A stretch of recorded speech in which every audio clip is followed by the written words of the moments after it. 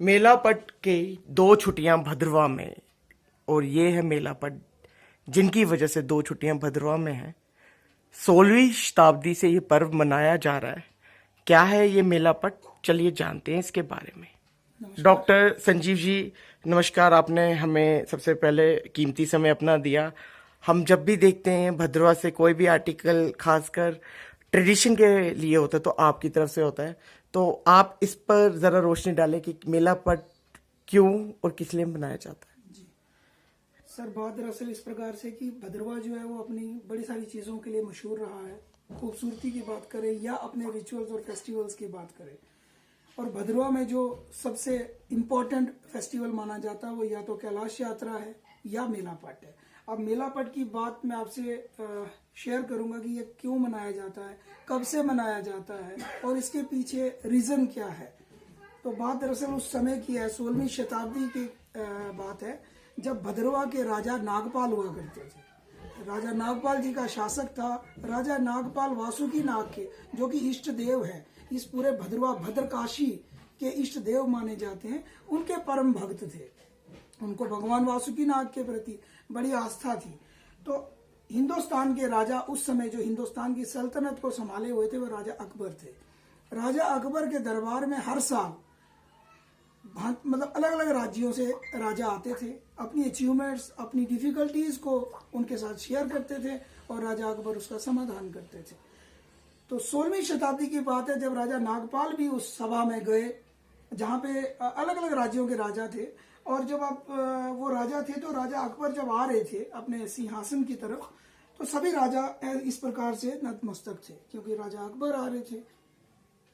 तो देखने में ये आया कि सिर्फ एक ही राजा ऐसा है जो नतमस्तक नहीं हुआ, और वो राजा नागपाल थे।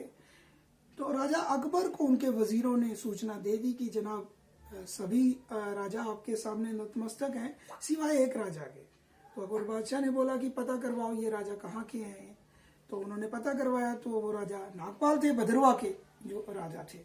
अकबर बादशाह ने बोला कि कोई इसमें प्रॉब्लम नहीं है। अगले दिन अकबर बादशाह ने एक सभा का आयोजन किया, एक समारोह रखा। तो वहां पे इस प्रकार से एक खिड़की का निर्माण किया गया और सामने जो थे अकबर बादशाह बैठे थे। तो हर एक राजा को इस प्रकार से जाना था कि सामने अकबर है, तो हर एक राजा ने पहले अपना सर, फिर अपना धड़ और फिर अपने पैर निकाले। तो जब बारी राजा नागपाल की आई तो राजा नागपाल ने सबसे पहले अपने चरण निकाले, अपना धड़ निकाला और लास्ट में अपना सर निकाला।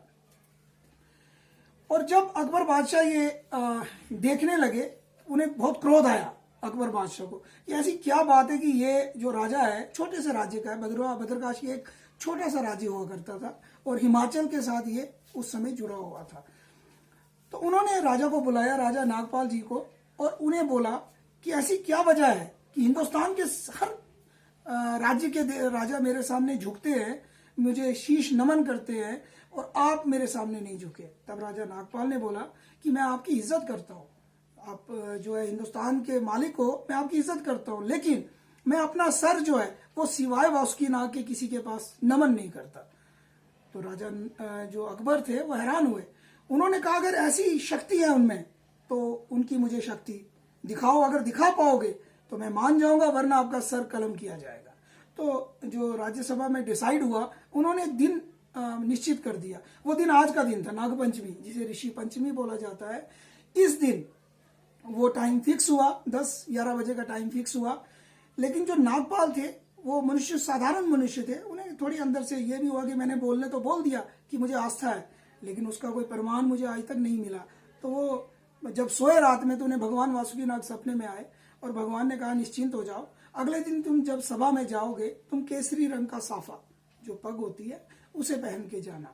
फिर भी रात का सपना था, इनके मन में भी ऐसी रही होगी कि पता नहीं कुछ मिले ना मिले, कुछ हो ना हो चमत्कार। तो ये भगवान की जो आस्था थी उसको बरकरार रखते हुए चले गए। और जब वो समय निश्चित निर्धारित समय जो था, जब वो समय आया तो उस समय क्या हुआ कि उस समय सारे लोग, जितने राजा थे, सारे हंसने लगे क्योंकि कोई दर्शन नहीं हो रहे थे। तो इतने में जो सर कलम करने वाले थे वो आ रहे थे। जिस समय वो आ रहे थे उस समय शेषनाग भगवान ने खुद दर्शन दिए, और जब शेषनाग भगवान ने दर्शन दिए तो राजा का सिंहासन हिलने लगा। राजा का जब सिंहासन हिलने लगा, अकबर बादशाह ने अपना मुकुट शेषनाग के सामने रख दिया और नतमस्तक हुए कि मुझसे भूल हुई है तो मुझे क्षमा कर दो।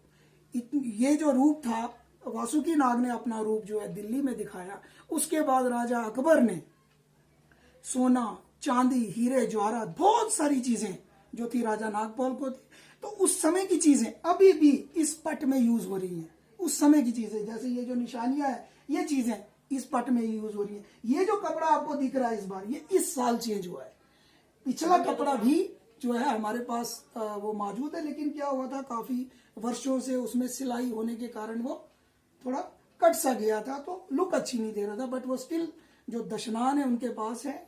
तो ये मतलब काफी सारी चीजें, और अंदर से घघरा है। फिर इसका निर्माण कैसे हुआ? अब जब राजा नागपाल भद्रवा आए, तो भद्रवा में यही खक्खल मोहल्ला, यहाँ पे उनका राज दरबार हुआ करता था।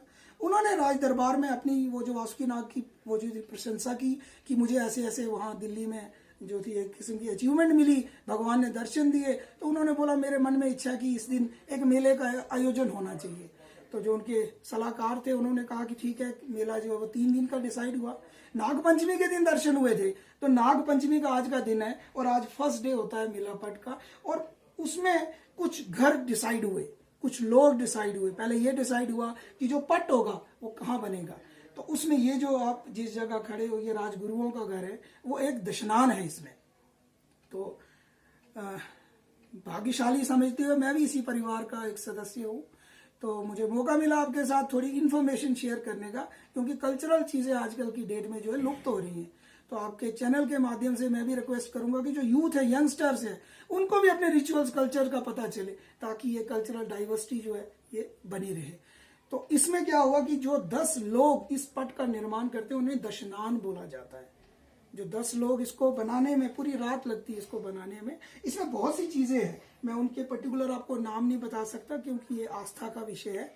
तो वो चीजें मतलब जैसी है वैसी रहे, वो सिवाय दशनान के किसी और को मालूम नहीं होनी चाहिए और ना हम बता पाएंगे। पर ये सामने जो आपके दिख रहा है ये मेला पट है। इसमें हर साल लोग, जो भी जितने श्रद्धालु हैं, हर साल अपनी इच्छा अनुसार साड़ी, चुन्नी जो भी है वो दान, वो अपनी श्रद्धा से भगवान को सौंपते हैं, क्योंकि उनकी मनोकामना कहीं ना कहीं भगवान ने पूरी की होती है। पूरा भद्रवा, इवन नॉर्दर्न इंडिया के पहले यहाँ पे जो थे यात्रु आते थे, लेकिन अभी 2 साल ये कोविड का जो दौर रहा इसमें नहीं आए, बट इससे पिछला भी अगर हम टेनर देखें तो काफी बाहर से भी लोग जो है इस मेला पट को देखने आते हैं, क्योंकि भगवान की चीजें, पुरानी चीजें। और वासुकी नाग का जहां तक जिक्र है, समुद्र मंथन के समय जो नाग इस्तेमाल हुए थे वो वासुकी नाग थे। और इसके बारे में अलग एक कहानी है कि वासुकी नाग का भद्रवा आगमन कब हुआ, देश कलिंगा से वो भद्रवा कैसे पहुंचे, कैसे भद्रवा आए और क्या क्या किया, उसमें कैलाश यात्रा का वर्णन आता है। तो वो एक और टॉपिक है जिसपे हम बात करेंगे। फिलहाल मैं बताना चाहता हूँ आपको, जो ये आपको दिख रहा है इसको लोकल भाषा में हराई बोलते हैं। बेसिकली ये बारले है, ऑर्डिनम विलगेर इसको बोलते हैं। ये बारले ठीक यहाँ पे एक 15 दिन के पहले एक यहाँ पे गोड़ बोला जाता है उस लोकल भाषा में। तिथि मुझे एग्जैक्ट याद नहीं है, लेकिन उसको गोड़ के दिन ये एक दशनान है, मतलब एक फैमिली है जिसका काम ही यही है कि उन्होंने इसको उगाना है। और ठीक मेला पट के दिन ये तैयार हो जाते हैं। फिर इसको आप देख सकते हो, मैं आपको दिखाऊंगा इसमें होता क्या क्या है। एक ये मैरीगोल्ड का फ्लावर इसके साथ में है, उसके बाद इसमें ये आपका तुलसी जो है, मेडिसिनल हर्ब्स जो है, जो यहाँ की लोकल हर्ब्स है, उनको इसमें टाई अप किया जाता है, तो इसको हराई बोला जाता है। और ये पहचान है, जैसे आप उधर अगर देखेंगे, एक मिनट दिखाने, तो हराई बोला जाता है। इसके प्रति लोगों की आस्था जुड़ी होती, कंपटीशन लगता है कि इसको कौन लेगा, क्योंकि इसे हर कोई लोग जो है वो अपने इधर रखते हैं या साफा लगाया होता है उसके साथ, और इसको अपने पूजा स्थान में रखा जाता है। एक शुभ का संकेत है। इसमें बार्ले है, मैरीगोल्ड है और ये ऑसिमम के कुछ प्लांट्स जो है इसके साथ टाई अप किया जाता है। इस फैमिली का यही काम है, इन्होंने हर साल एक तो ये काम करना है, दूसरा जब मेला पट फिरता है, जब ये मतलब नचाया जाता है, इसको नचाने के लिए भी एक दशनान है। और आम साधारण मनुष्य अगर कोई सोचे भूले बिसरे कि मैं आज ट्राई करता हूं इसको उठाने की, बड़े से बड़े लोगों ने ट्राई की है, लेकिन ना इसको उठा पाए हैं, ना मतलब अंदर प्रॉपरली जा पाए हैं। मैंने सुना है कि इसके लिए 11 दिन की कार रखते हैं। 11 नहीं, इसके लिए जो कार रखी जाती, कार बोलेंगे हम उसको, उसमें काफी सारी चीजें निषेध है, मतलब एक डिफिकल्ट टास्क है। करना, क्योंकि आम मनुष्य जो है इसमें कुर्सी पे बैठना नहीं है, उसने चटाई पे नहीं बैठना है, 3 महीने का कार्यकाल उसने निभाना है, शेव नहीं करनी है, किसी के घर में खाना नहीं खाना है, खुद से बनाना है, इवन अपने घर की जो सित्री है उसके हाथ से भी खाना नहीं खाना है। तो ये कठिन जो है कार्य है, लेकिन जो करता है इसे तो उस पर भगवान की आस्था रहती है। और काफी सारे, इवन मुझे भी अब 44 ईयर्स मेरी एज हुई, मैंने अभी तक जो फेरा डलवाते हैं, पट को जो नचाते हैं, ये कोई 3-4 जनरेशन मैंने देख ली हैं। और वाकया मैंने ये भी देखा कि उन जब से उन्होंने इसको मतलब संभाला है, तब से उनके घर में काफी सारी तरक्कियां हुई है। इवन जो अभी लेटेस्ट में चाहूंगा कि उनको औलाद नहीं होती थी, तो उनको औलाद नहीं होती थी, लेकिन मैंने ये प्रूव देखा कि जब उन्होंने जिस दिन इसको संभाला है, आज उनको 21 साल हुए इसको चलाते हुए। तो ये मतलब इसमें हर दशनान का रोल प्ले होता है।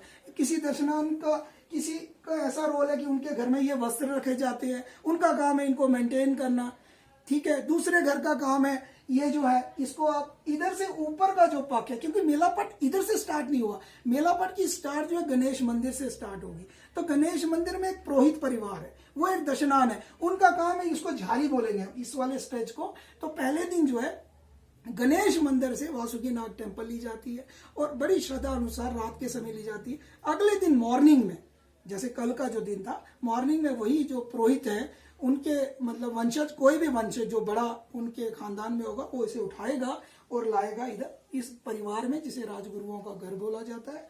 तो फिर रात को जो दशनान इसे मिलके जयकारे बोलते हुए, जैसे कि वासुकी नाग का एक, मैं चाहूंगा आपके माध्यम से बोलना कि जय बोलो जय नागे वासक की जय, फिर बोलो सांचे दरबार की जय, तेरी सदाई जय, होएगा निस्तारा बोल सांचे दरबार की जय। तो ये मतलब इनके बारे में जितनी तारीफ की जाए उतनी कम है, ये कण कण में बसे हैं। इसीलिए वासुकी नाग का विस्तार अगर भद्रवा में बताएंगे, मेलापट के साथ ही वासुकी नाग इन्हीं का है, तो अगर भद्रवा की बोलेंगे तो यहाँ पे अलग अलग मंदिर आपको वासुकी नाग के मिलेंगे। आपको भेजा में मंदिर मिलेगा, आपको नालठी में मंदिर मिलेगा, आपको बाजार में मंदिर मिलेगा जिसे घर बोला जाता है, जिसे ऑफिस मतलब उनका ऑफिशियल बोला जाता है, और जो गाठा है वहां पे भी इनका मंदिर है। तो उस मंदिरों का निर्माण इस प्रकार से हुआ है कि इनकी पूजा विधि ही अलग प्रकार से है। गाठा की बात करेंगे वहां चरणों से पूजा स्टार्ट होती है। आप बाजार इस मेन प्रॉपर सिटी की बात करेंगे वहां धड़ से पूजा स्टार्ट होती है। नालठी जो है, नालठी में मस्तिष्क मतलब सर से पूजा स्टार्ट है, और भुजा मीन्स भेजा, वहां भुजाओं से पूजा स्टार्ट होती है। और वासुकी नाग जो है वो भद्रवा के तो हैं, और कैलाश कुंड बसना जो उनका जाना वो एक अलग टॉपिक है जिसे हम कैलाश यात्रा बोलेंगे। और इसमें जो है यहाँ 3 दिन तक ये जो है मिला रहता है।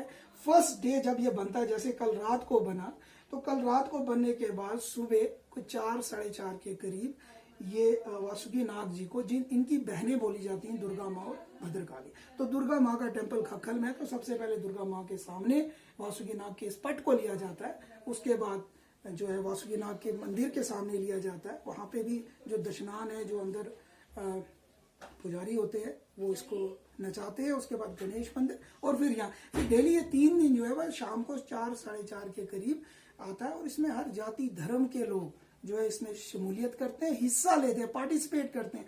और देखने योग्य बात यह है कि लोग जो है बढ़ चढ़ कर हिस्सा ले रहे हैं, लंगर्स लगा रहे हैं अपनी तरफ से, लंगर वो उनकी श्रद्धा है, कोई झाड़ू दे रहा है, कोई क्या कर रहा है, मतलब हर कोई अपने अपने लेवल पे चाहता है कि मैं कुछ कंट्रीब्यूट करूं। तो आपके माध्यम से मैं यंगर जनरेशन को भी यही बोलूंगा, अपने कल्चर को बचाओ, अपने कल्चर के प्रति जागरूक रहो, क्योंकि अगर आप अपने कल्चर को भूलते जाओगे, मोबाइल की दुनिया में खोते जाओगे, तो कुछ मिलेगा नहीं। जय वासुकीनाथ।